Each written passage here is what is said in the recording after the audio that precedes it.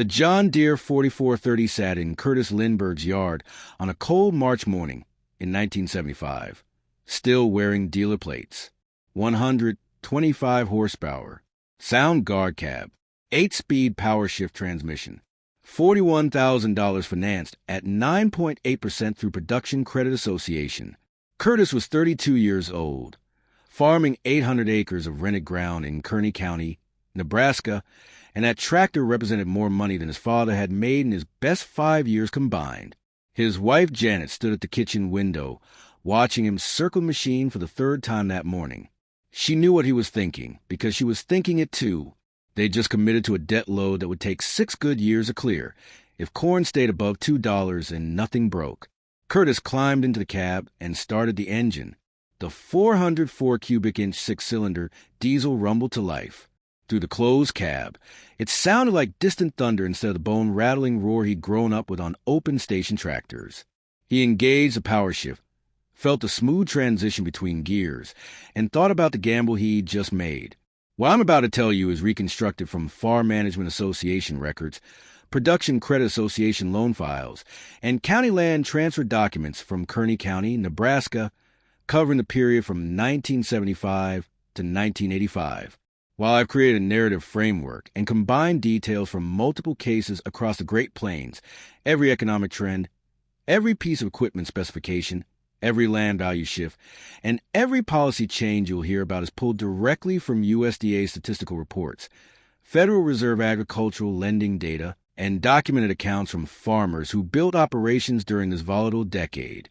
The names and some specific details are fictionalized, but the financial strategies, the risks taken, and the methods used to expand during one of the most turbulent periods in American agricultural history are all real.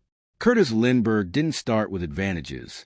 His father had farmed 400 acres, half owned, half rented, and died of a heart attack in 1968 when Curtis was 25. The land went to Curtis's mother, who remarried 2 years later and moved to Grand Island. Curtis bought out her share for $38,000 with a federal land bank loan at 7%. That was 1970. Land was worth about $300 an acre in Kearney County then. For 5 years, Curtis did what cautious farmers did. He rented an additional 400 acres from a retired couple who'd moved to town. He ran used equipment, a 1965 John Deere 4020, a 1968 International 715 combine, a 6-row Alice Chalmers planter that had seen better days. He cleared maybe $12,000 in good years, $8,000 in bad ones. He saved what he could. But 1974 changed the math for everyone. The Russian grain deal of 1972 had already pushed prices up. Then the Arab oil embargo hit in October 1973, and suddenly the agricultural economy operated under rules nobody had seen before. Corn that had been $1.10 in 1972 hit $2.54 by harvest 1974. Wheat went from $1.33 to over $4. Land prices started climbing 20, 30, 40% a year in some counties. Curtis watched neighbors who'd been land-rich but cash-poor suddenly discover they were sitting on assets worth double what they'd paid. He watched young farmers with college degrees and borrowed money by 1,000-acre operations and make it work because commodity prices cover mistakes. He watched the Agriculture Extension Service hold meetings about the new agriculture, where economists showed charts proving that larger operations could spread fixed costs across more acres and survive price volatility better than small farmers. The conclusion was obvious if you were paying attention. Get bigger or get out. But getting bigger required capital, and capital required collateral, and collateral meant land. Here's what Curtis understood in early 1975 that many farmers didn't. The Federal Land Bank and Production Credit Association were looking at the same charts everyone else was seeing. They saw land values climbing. They saw commodity prices that made even conservative lending officers optimistic. They were willing to lend against appreciated assets in ways they hadn't been 5 years earlier. Curtis owned 400 acres outright, valued at around $450 an acre now. That was $180,000 in equity. Production Credit Association would lend him $40,000 against that equity for the John Deere 4430. It wasn't even a difficult conversation. The tractor arrived in March 1975. By April, Curtis was having a different conversation. The Sanderson place, 800 acres 3 miles south, was going up for sale. Harold Sanderson had turned 72, had no kids interested in farming, and wanted to retire while commodity prices were high enough that farmland was moving. He wanted $400,000 for the whole operation, the land, a decent house, 2 steel grain bins, a 40 by 60 machine shed, and a working set of equipment, including a 1972 International 1066 tractor and a 915 combine. Curtis looked at the numbers from every angle. For $100,000, Federal Land Bank would finance 80% at 9.5% interest if Curtis put down $80,000. $80,000 Curtis didn't have, but his 400 acres were worth $180,000 now. Production Credit Association had just loaned him $40,000. That left $140,000 in equity. He could borrow another $60,000 against that equity, giving him the down payment. His debt would be enormous. $360,000 total between the land purchase and the operating loans. But he controlled 1,200 acres, own 800 outright, and have equipment capable of farming it all efficiently. The risk was breathtaking. If corn dropped back to $1.50, if diesel kept climbing, if interest rates jumped, if anything broke wrong, he'd lose everything. Curtis asked Janet what she thought. They sat at the kitchen table with a pencil and paper, running scenarios. She didn't say yes and she didn't say no. She said, if we're going to bet, we should bet when everyone else thinks it's safe. That's when the terms are good. Smart woman. Curtis bought the Sanderson place in June 1975. By harvest, he was farming 1,200 acres with one hired man and equipment that worked. The corn yielded 128 bushels per acre that fall. At $2.20 a bushel, Curtis grossed $282,000. After expenses, loan payments, and setting aside operating capital for next year, he cleared $43,000. In 1970, he cleared 12,000 farming 400 acres. Now, here's where most people think the story goes. Curtis kept expanding, kept buying, rode the commodity boom, and became rich. That's not what happened. What happened was Curtis spent the next 3 years watching the agricultural economy whipsaw in ways that destroyed farmers who made different choices than he had.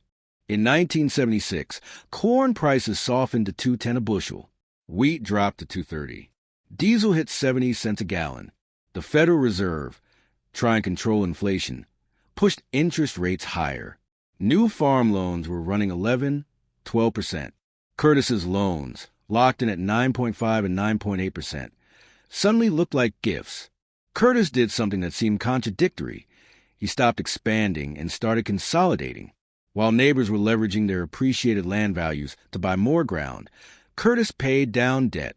Every extra dollar went to principal reduction on Production Credit Association operating loan.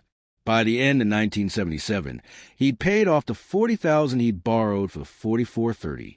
He still owed $320,000 on the land, but eliminating the operating loan freed up $4,000 a year in interest payments. Then 1978 hit, and Curtis made a move that separated him from 80% of the farmers in Kearney County. The Federal Land Bank, watching inflation erode the real value of fixed-rate mortgages, started offering variable-rate loans for the first time. The pitch was seductive. Start at 10.5% instead of the fixed 12.5% they were quoting on new 30-year land loans. If you believed interest rates would come down, and many economists were saying they would, the variable rate looked smart. Curtis read the Federal Reserve statements. He read the Agricultural Economic Forecast from the University of Nebraska. He read the Kansas City Federal Reserve Bank's Agricultural Credit Conditions Report. Then he did something that cost him money in the short term, but changed everything in the long term. He refinanced his Federal Land Bank loan at a fixed 11.75% for 25 years. The payment jumped from $2,900 a month to $3,200, but the rate was locked. No matter what happened with inflation, energy prices, or Federal Reserve policy, Curtis knew exactly what he owed every month for the next quarter century. 6 months later, the Iranian Revolution destabilized global oil markets. Diesel hit $1 a gallon, By spring 1979, the Federal Reserve, under new Chairman Paul Volcker, made a decision that changed rural America. They would break inflation no matter the cost. Interest rates started climbing toward 15% by the end of 1979, and they kept going.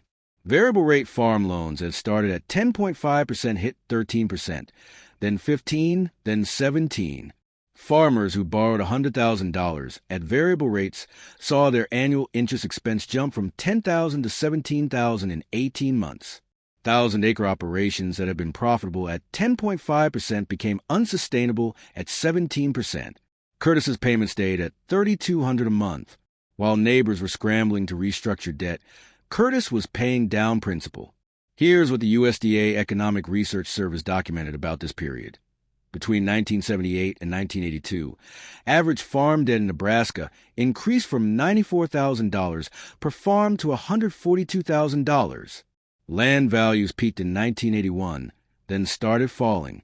By 1983, Nebraska farmland had lost 30% of its value from the peak. Farmers who borrowed against inflated land values found themselves underwater, owing more than their collateral was worth. Curtis watched the carnage from a position of relative strength. His debt was fixed. His land was paid down to around $280,000 by 1981. His equity was substantial enough that even the land value crash didn't put him underwater. And then the auction started. The Patterson farm went first in February 1982. 1,100 acres, decent buildings, overwhelmed by debt taken on in 1979 at variable rates that had become unpayable. The land sold for $420 an acre, half what it had been worth 2 years earlier. The bank took a loss. Patterson walked away with nothing and moved to Omaha to work construction. Curtis didn't bid. Not yet. The Hofmeister place went in August 1982. 900 acres. Same story. Variable rate debt from 1978 and 79 that ballooned beyond any possible crop revenue. The equipment went for pennies on a dollar. A 1979 International 1086 tractor with less than 1,500 hours sold for $18,000. New. It had cost $42,000 3 years earlier. Curtis bid on the equipment. He won the 1086 for $18,500 and a 1480 International Combine for $31,000. Both machines were nearly new. Together, they would have cost over $80,000 at a dealer. He paid cash from his savings account and from selling the old 1068 International and the 915 Combine he'd acquired with the Sanderson place. Then in November 1982, the phone call came that Curtis had been half expecting for months. William Drescher, who owned the 1,600-acre operation adjacent to Curtis's land, was in trouble. Drescher was 61, had expanded aggressively in 1978 and 1979, and was now carrying debt at rates he couldn't service. His Production Credit Association loan had ballooned to a point where the interest alone exceeded what he could clear in good crop years. The bank was moving toward foreclosure. But Drescher had one option before that happened: sell directly to someone who could assume the debt or pay enough to clear it. He called Curtis on a Thursday afternoon. "I need to talk to you about something. Can you come by?" Curtis drove over that evening. They sat in Drescher's kitchen, a kitchen Curtis recognized from auction notices he'd seen too many times recently. Coffee was already made. Drescher didn't waste time. "I'm done. The bank's going to take this place by March if I don't sell it first. I owe them $480,000. The land's worth maybe $600,000 if we're lucky. I'm 61 years old, and I'm about to lose everything I spent 40 years building." He paused, looked at Curtis directly. "But if someone bought it before the bank forecloses, I'd walk away with something. Maybe $100,000 after everything's paid. Enough to retire without being completely broke." Curtis knew where this was going. "You want to know if I'm interested?" "I know you are. Question is whether you can swing it." Curtis ran the numbers in his head. $600,000 for 1,600 acres. He'd need to put down $120,000 for a conventional 80% loan. He had maybe $90,000 in liquid assets and savings. He'd need to borrow another $30,000 for the down payment, probably against his existing equity. His total debt would jump from about $280,000 to around $630,000. His monthly payment would more than double. He'd be farming 2,800 acres, which was beyond what he could handle with current labor and equipment. He'd need to hire another full-time worker, maybe 2 at peak season. He'd need another planter, another grain cart, probably another tractor. It was exactly the kind of expansion that had destroyed Patterson, Hofmeister, and now Drescher, except for one critical difference. Interest rates had peaked. The Federal Reserve, having broken inflation, was starting to signal rate cuts. Fixed-rate farm loans that had been running 17% in 1981 were now available at 14%. Still high, but directionally improving. And Curtis would be buying at distressed pricing. $600,000 for 1,600 acres was $375 per acre. Land in Kearney County had sold for $600 an acre at the peak in 1981. Even in the current depressed market, comparable sales were running $420, $440 an acre. Curtis looked at Drescher. I need to run this by my banker and my wife. Give me 3 days. The conversation with Production Credit Association was surprisingly positive. Curtis's loan history was perfect. His debt-to-equity ratio, even with the existing loans, was conservative. His fixed-rate obligations meant he'd weather the interest rate storm better than 90% of their borrowers. They'd finance the deal at 13.5% if Curtis put down 20%. The conversation with Janet was more complicated. They had 2 kids now, ages 8 and 6. Taking on $350,000 in new debt meant another 20 years of significant risk. If commodity prices collapsed, if the farm equipment failed, if Curtis got hurt and couldn't work, they'd lose everything. But Janet had been watching the same auctions Curtis had. She'd seen the families packing up and moving to town. She'd seen what happened when you weren't positioned to survive the bad years. If we're going to do this, she said, we do it now while land is cheap and terms are improving. We don't do it 3 years from now when everyone else realizes the bottom has passed. Curtis bought the Drescher place in January 1983 for $600,000. He borrowed the down payment against his equity, took a new federal land bank loan at 13.5% for the purchase, and suddenly owned 2,400 acres outright plus another 600 he was still renting. The debt was staggering. His monthly land payment was now $6,000. Operating loans for seed, fertilizer, chemical, and fuel added another $40,000 in spring financing. He hired 2 full-time workers at $22,000 a year each. He bought a used white 2 to 135 tractor for $21,000 to add to his fleet. He financed a new 12-row Kins planter for $38,000 because his old 6-row couldn't cover the acreage in the narrow spring planting window. His total exposure, land debt, equipment financing, operating loans, and payroll obligations exceeded $750,000. And then the weather cooperated, commodity prices stabilized, and the Reagan administration's payment-in-kind program in 1983 reduced surplus grain stocks enough to support prices. Curtis harvested 2,400 acres of corn that fall. Average yield, 134 bushels per acre. Corn price, $2.35 per bushel. Gross revenue, $756,000. After expenses, diesel fuel, seed, chemical, fertilizer, equipment repairs, labor, interest, insurance, property tax, living expenses, Curtis cleared $91,000. He'd never seen that much money in 1 year in his life. More importantly, he'd proven the model worked. 2,800 acres, modern equipment, fixed-rate debt serviced by consistent crop revenue from diversified ground. The Drescher property had different soil types than his original holdings. Some heavier ground that held moisture better, some sandier ground that drained faster. That diversity meant his risk was spread. A wet year might hurt the heavy ground but help the sandy ground. A dry year reversed it. Now here's where the story accelerates in ways that demonstrate why timing mattered more than almost anything else. Between 1983 and 1985, Kearney County saw 14 more farm auctions. Everyone represented a family that had made different choices. Borrowed at variable rates, expanded too aggressively, bought at peak prices, or simply ran out of luck when interest rates spiked and commodity prices softened. Curtis didn't attend most of the auctions, But he watched the land prices. They'd bottom around $375 an acre in late 1982 and early 1983. By late 1984, comparable sales were running $410, $420. By spring 1985, the market had stabilized at $440 to $460 for decent ground. Curtis owned 2,400 acres that he'd purchased for an average of $390 per acre when you blended the Sanderson purchase in 1975 and the Drescher purchase in 1983. At $450 an acre, his land was worth over $1 million.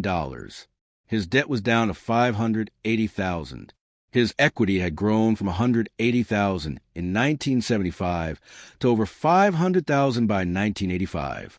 But the real growth came from one more move Curtis made in late 1984 that put him in position to become the largest landowner in Kearney County. The McGovern estate, 2,200 acres owned by an elderly widow who'd passed away, went to probate.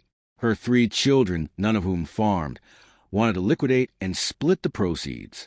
The land was decent, not premium but workable, and the location was perfect, adjacent to Curtis's current holdings. The state attorney held a sealed bid auction. 16 farmers submitted bids. Land was still recovering from the crash, and most bidders were cautious. The highest bid anyone expected was around $400 an acre, maybe $420 for the whole package. Curtis bid $460 per acre for the entire 2,200 acres, $1,012,000. The estate attorney called him the day bids were opened. Mr. Lindbergh, your bid was $93,000 higher than the next closest offer. Are you certain you want to proceed at this price? Curtis was certain. Here's why. Production Credit Association and Federal Land Bank, seeing the agricultural economy stabilizing, were offering new loans at 11.75%, lower than Curtis's current rate. Curtis could refinance his existing debt, pull out equity for down payment, and finance the new purchase at rates that made the cash flow work. More importantly, Curtis knew something that other bidders either didn't know or didn't believe. The payment-in-kind program had worked. Grain stocks were declining. The USDA was projecting tighter supplies. Corn prices that had been $235 in 1983 were trending toward $260, maybe $280 for the 1985 crop. Wheat was climbing back toward $3. The agricultural depression of 1981 to 1983 was ending. Land prices would recover. Farmers who'd survived the worst were positioned to expand profitably again. Curtis closed on the McGovern estate in February 1985. His total land holdings, 4,600 acres owned outright, plus the 600 he was still renting from the couple in town. 5,200 acres under his operation. By any measure, Curtis Lindbergh had become the largest farm operator in Kearney County, Nebraska. His total debt peaked at $1.4 million after the McGovern purchase. His monthly land payment was over $11,000. His operating expenses ran another $130,000 a year in seed, fertilizer, chemical, fuel, equipment, and labor. But his gross revenue in 1985, with corn at $278 a bushel and yields averaging 137 bushels per acre, exceeded $1.9 million. After all expenses, debt service, taxes, and reserves, Curtis cleared $162,000.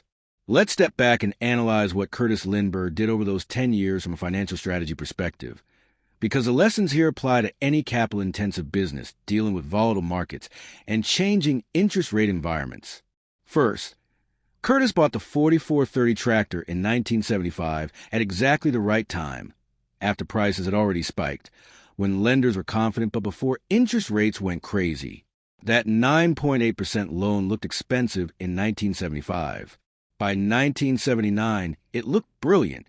Second, he bought the Sanderson land in 1975 when sellers were optimistic and terms were reasonable. For $100,000 for 800 acres with buildings and equipment at 9.5% financing gave him a fixed cost base that didn't change when everything else went haywire. Third, he locked in his major debt at fixed rates before the 1979 to 1982 interest rate explosion. This might have been luck or insight, probably both, but it saved him from the variable rate disaster that destroyed his neighbors. Fourth, he didn't expand during the chaos.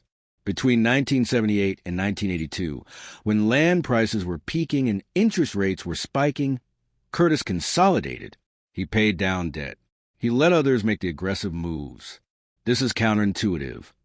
Most people expand when they see others succeeding, but Curtis expanded when others were failing. Fifth, he bought the Drescher property in 1983 at the absolute bottom of the market crash. $375 an acre for decent ground when it had been 618 months earlier. This required capital that Curtis had because he hadn't overextended during the boom. 6. He bought the McGovern estate in 1985 as a recovery was beginning, but before it was obvious to everyone. $460 an acre was above market. But Curtis understood where the market was going. He paid a premium to guarantee he got the land and to prevent a bidding war. 7th, throughout the entire 10-year period, Curtis maintained excellent relationships with lenders. His loan payment history was perfect. This gave him access to capital when others couldn't get financing. According to USDA Economic Research Service data, between 1975 and 1985, the number of farms in the United States declined by 11%. The average farm size increased from 420 acres to 441 acres. But in counties like Kearney, the consolidation was more dramatic. Farms under 500 acres declined by 38%. Farms over 2,000 acres increased by 56%. Curtis Lindbergh's operation represented exactly what the agricultural economists had predicted. Survival and growth belonged to operations that could spread fixed costs across more acres, that maintained access to capital, and that could weather commodity price volatility. But there's something else worth noting that doesn't show up in the USDA statistics or the Federal Reserve lending reports. Curtis succeeded in part because he was willing to take risks when everyone else thought it was safe. Buy in 1975, when the boom seemed stable, and willing to wait when everyone else was panicking. Not buying between 1979 and 1982, when the crash was happening. This is a pattern you see in every major economic cycle. The people who build wealth aren't the ones who take the most risk or the least risk. They're the ones who take calculated risks at points when the risk-reward ratio is favorable, then step back when it's not. By 1985, Curtis was 42 years old. He'd been farming for 17 years. He controlled 5,200 acres, more than 12 times what his father had farmed. His operation employed 4 full-time workers. He owned 8 tractors ranging from 100 to 170 horsepower, 2 combines, 3 grain carts, a complete line of tillage and planting equipment, and enough grain storage to hold 400,000 bushels. His debt was manageable because interest rates were declining and commodity prices were recovering.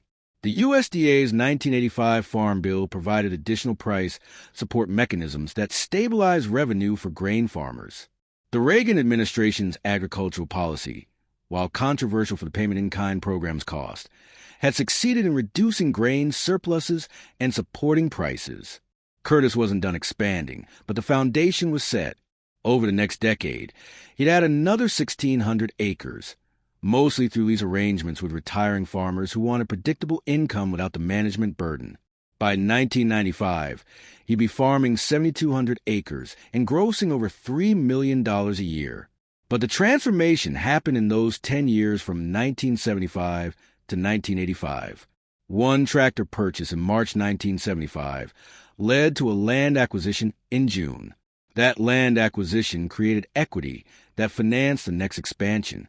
Each move created the platform for the next move, but only because the timing was right and the terms were locked in at rates that didn't destroy the operation when conditions changed. Now, if you were farming during this era, you know that what I just described isn't a fairy tale. You also know it isn't the whole story. Curtis dealt with equipment breakdowns, weather disasters, commodity price collapses in individual years, labor problems, and the constant pressure debt that exceeded $1 million. But the framework Curtis built, fixed-rate debt, diversified acreage, modern equipment purchased at opportune moments, and a willingness to expand when others were contracting, proved sound. The lessons here aren't just historical. Modern farmers facing decisions about $600,000 combines, variable rate operating loans, and land prices that seem inflated or depressed depending on the week face similar calculations. The equipment is different. The scale is different. But the fundamental questions remain. When do you expand? How do you structure debt? When do you lock in rates versus gambling on variable terms? How do you maintain lender relationships that give you access to capital when opportunities emerge? Curtis Lindbergh's expansion from 800 acres with one John Deere 4430 in 1975 to 4,600 owned acres by 1985 demonstrates that agricultural success during volatile periods isn't about avoiding risk. It's about timing risk, structuring risk, and having the discipline to wait when conditions aren't favorable. If you think these stories matter, if you believe we should preserve the real history of how farms grew or failed during the most turbulent agricultural period in modern American history, subscribe to this channel. Share this with someone who needs to understand that agricultural economics has always been about more than just planting and harvesting. Leave a comment telling me what you remember about this era, what your family faced, what decisions defined your operation. These aren't just stories about tractors and land purchases. They're stories about how American agriculture transformed from a collection of small family farms into consolidated, capital-intensive industry we see today. Every acre Curtis Lindbergh bought represented an acre someone else lost. Every auction he attended or didn't attend represented a family's fate being decided. The history matters because the patterns repeat. Understanding how farmers navigated the 1970s and early 1980s provides insight into how agriculture works during any period of volatility, and volatility is the permanent condition of farming. That John Deere 4430 Curtis bought in 1975, he ran it until 1991, putting over 12,000 hours on it before trading it in on a 4960. The tractor that started everything ended up being one of the most reliable decisions he made, not because it was the fanciest equipment available, but because he bought it at the right time at the right price with the right financing terms. Sometimes the tool you start with matters less than when you start, why you start, and how you structure what comes next.